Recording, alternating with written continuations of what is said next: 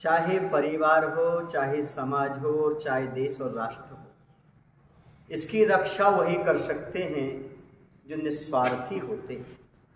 स्वार्थी व्यक्ति कभी किसी का भला नहीं कर सकते, ना तो उनसे अपना भला होता है ना दूसरे का भला होता है। इसलिए जो राजा होते हैं, प्रधानमंत्री होते हैं, जो देश के रक्षक होते हैं, संत होते हैं, वो निस्वार्थी होते हैं। कहा भी है, स्वार्थ त्याग की कठिन तपस्या बिना खेद जो करते हैं, ऐसे ज्ञानी साधु जगत के दुख समूह को हरते हैं। वही ज्ञानी दुख समूह को हर सकते हैं जो निस्वार्थ भावना से अपना जीवन जिया करते हैं, और संत हमेशा निस्वार्थ भावना के साथ जीवन व्यतीत किया।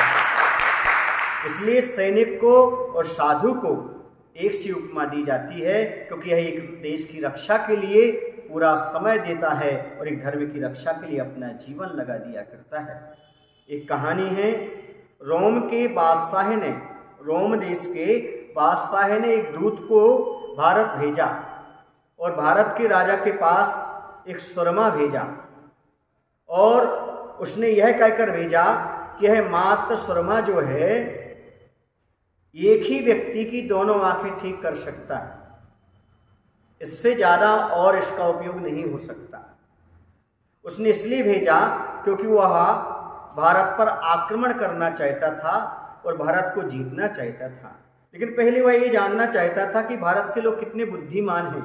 यदि ये बुद्धिमान हैं तो इन्हें नहीं जीता जा सकता, क्योंकि बंधुओं, शस्त्र बल से ज़्यादा बल बुद्धि बल होता है। बुद्धि बल के माध्यम से अच्छी योद्धा भी पछाड़े जा सकते हैं यदि हमारे पास बुद्धि का बल हो तो। उसने परीक्षा लेने के लिए जब भारत के सम्राट के पास भेजा, उन्होंने उसको देखा, उस पढ़ा कि मात्र एक व्यक्ति की ही आंखें ठीक हो सकती हैं। तो उनका एक प्रधानमंत्री था जो दूरदर्शी था, वृद्ध था और बहुत अच्छा सलाहकार था, लेकिन अभी वह अपने घर में ही रह रहा था, क्योंकि उससे आंखों से देखना बंद हो गया था।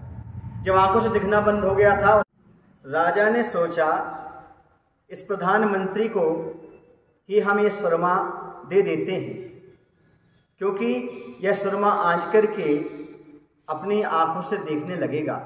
इसने देश पर बहुत उपकार किया है, तो उसके बदले इसको आंखें प्रदान की दी जाएं। और उसके घर जाकर के राजा ने उसे सुरमा दिया और कहा ये रोम से आया है और वहाँ के बादशाह ने भेजा है, आप अपनी आंखों में लगा लीजिए, पर ध्यान रखिए ये 2 आंखों में ही लग सकता है, 2 आंखों को रोशनी दे सकता है, इसलिए मैंने सोचा आप वृद्ध हैं, आप ही इसका उपयोग कर लीजिएगा। उसने कहा ठीक है, और उस वृद्ध प्रधानमंत्री ने अपनी आँख में, एक आँख में उसने सुरमा आंज लिया, और जो दूसरी आँख के आंजने के लिए जो सामान, जो सुरमा बचा था, उसे उसने अपनी जिह्वा पर रख लिया, उसे चख लिया। राजा ने कहा ये क्या कर रहे हो, मात्र इतना ही है, इसके अलावा अब नहीं मिलेगा, आप काने रह जाएंगे। अभी अंधे थे, अब काने रह जाएंगे, लोग क्या कहेंगे, आप तो काने हो गए, और आपने जिह्वा पर क्यों रख लिया। उसने कहा घबराइए मत राजन, अब आप एक काम करिएगा, मैंने इसे चख लिया है और हमने समझ लिया है इसमें कौन कौन से पदार्थ मिले हुए हैं, आप इन पदार्थों की संयोजना दे दीजिएगा। उन्होंने जो जो पदार्थ चखे थे, बताए थे, वह राजा को बता दिए। राजा ने सारी संयोजना बना करके उनके सामने रख दी।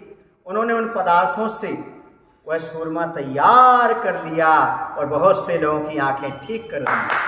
और उसके साथ ही साथ उन्होंने बहुत सारा सुरमा, वह सुरमा एक पेटी में बंद करके रोम के बादशाह के पास भिजवा दिया। जाओ उनसे कहना, रोम के बादशाह से ऐसा सुरमा आपको और चाहिए हो तो भारत से बुलवा लीजिएगा। रोम का बादशाह समझ गया वहाँ पर बुद्धिमान लोग हैं, इसलिए हम वहाँ पर आक्रमण नहीं कर सकते, और रोम के सम्राट ने आक्रमण नहीं किया। ये बंधु निस्वार्थ भावना का परिणाम है जो हमारा देश आज भी गुलामों से आज़ाद हो गया।